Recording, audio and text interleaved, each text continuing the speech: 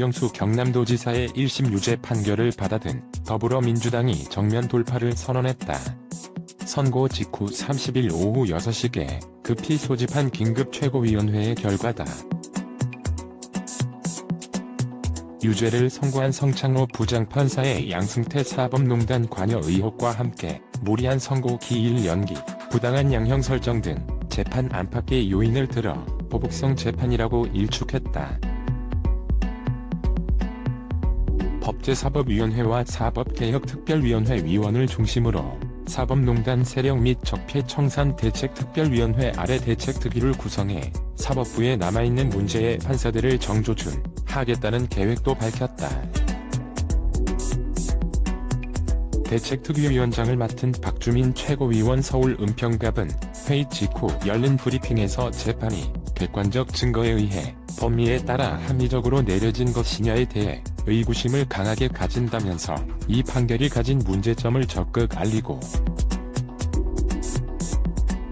사법농단 관련 판사에 대해 국회가 할 수 있는 일을 지속적으로 하겠다고 말했다. 보복성 재판. 국회 차원의 법관 탄핵 추진도 병행할 예정이다.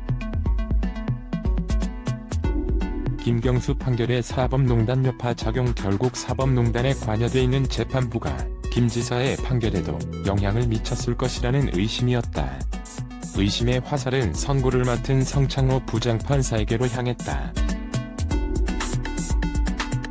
박 의원은 성 부장판사의 경력 등에서 정치적 배경을 의심할 요소가 충분하다면서 그는 양승태 전 대법원장의 비서실 판사를 했던 상당한 측근으로 볼 수 있는 사람으로 임종헌 전 법원 행정처장 공소장에도 사법농단에 관여했다고 적시된 부분이 있다고 강조했다. 그는 이어 참고인 신분 조사를 받았다지만 검찰 내부에서는 관여 정도가 심했다는 소문도 들려온다고 전했다. 박 의원은 구체적으로 정은호 게이트 사건 당시 법원 판사들이 뇌물을 수수했다는 사실이 알려지자 법원이 받을 타격을 줄이기 위해 영장 관련 정보를 미리 입수해 임종헌을 통해 신광열 형사수석 부장에게 차례로 보고하게 했다는 내용이라고 설명했다. 지난 25일 예정돼 있던 선고 기일이 불과 이틀 전인 지난 23일 변경된 사실을 강조하며 납득하기 어려운 결정이라고 지적했다. 박 의원은 23일은 양 전 대법원장의 영장실질심사가 있던 날로 통상 선고를 이틀 앞두고 갑자기 기일을 변경한 것은 이례적이다라면서 양 전 대법원장의 구속 여부를 보고 판결 이유나 주문을 변경하려 했던 것 아닌가 하는 의심이 든다고 주장했다.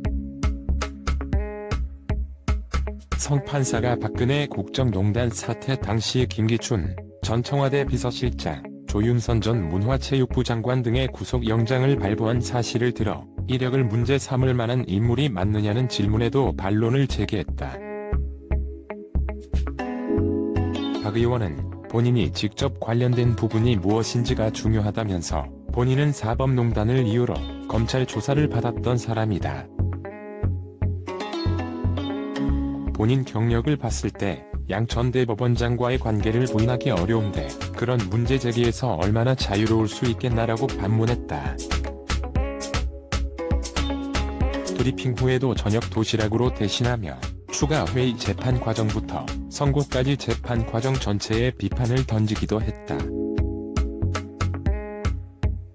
박 의원은 선고된 형을 봤을 때도 이 형이 정당한가 하는 의문을 가진다면서 업무 방해 양형 기준이 최대 1년 6개월인데 김 지사에게 적용된 것은 2년이다.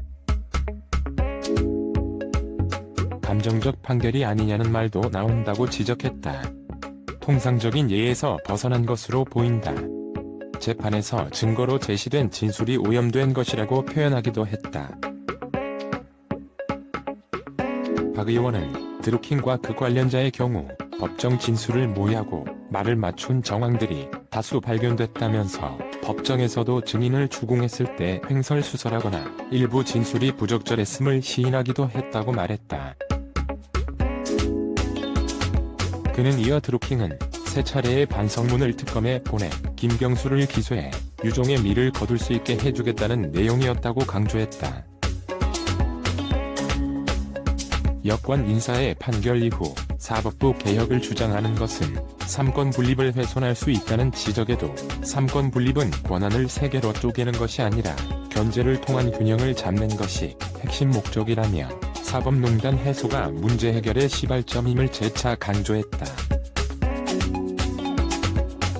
박 의원은 판결 내용도 문제 제기하겠지만 이를 넘어 사법부와 관련된 제도 개혁, 사법농단에 관여돼 있지만 아무 징계나 처벌받지 않은 판사들에 대한 문제 제기도 계속할 예정이다라고 짚었다. 야권의 대선 불복 프레임 또한 동의할 수 없는 부분이라고 일축했다. 함께 자리한 홍익표 수석 대변인은 사법적 결과에 기초했을 때 대선 불복 프레임에 단연코 반대한다면서 아울러 이번 사법부 판단을 100% 인정한다고 하더라도 대선 불복 프레임의 명분이 될 수 없다고 생각한다고 밝혔다.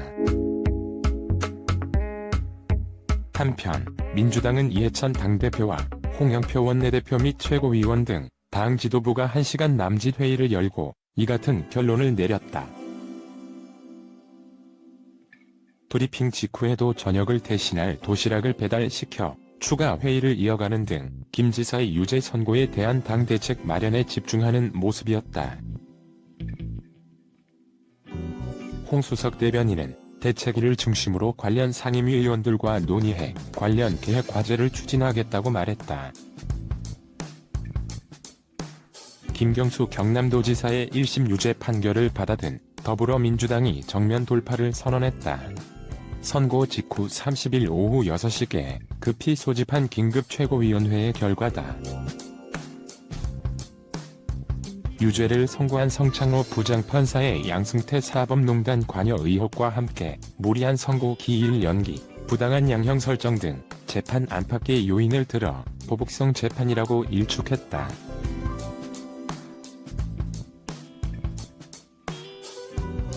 법제사법위원회와 사법개혁특별위원회 위원을 중심으로 사법농단 세력 및 적폐청산 대책특별위원회 아래 대책특위를 구성해 사법부에 남아있는 문제의 판사들을 정조준하겠다는 계획도 밝혔다. 대책특위위원장을 맡은 박주민 최고위원 서울 은평갑은 회의 직후 열린 브리핑에서 재판이 객관적 증거에 의해 법리에 따라 합리적으로 내려진 것이냐에 대해 의구심을 강하게 가진다면서 이 판결이 가진 문제점을 적극 알리고 사법농단 관련 판사에 대해 국회가 할 수 있는 일을 지속적으로 하겠다고 말했다.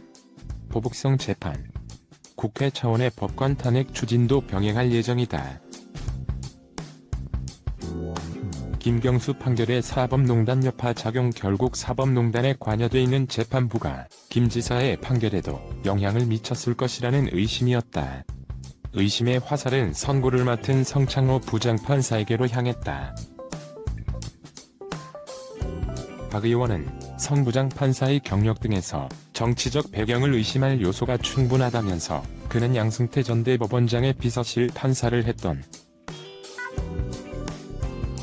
상당한 측근으로 볼 수 있는 사람으로 임종헌 전 법원 행정처장 공소장에도 사법농단에 관여했다고 적시된 부분이 있다고 강조했다.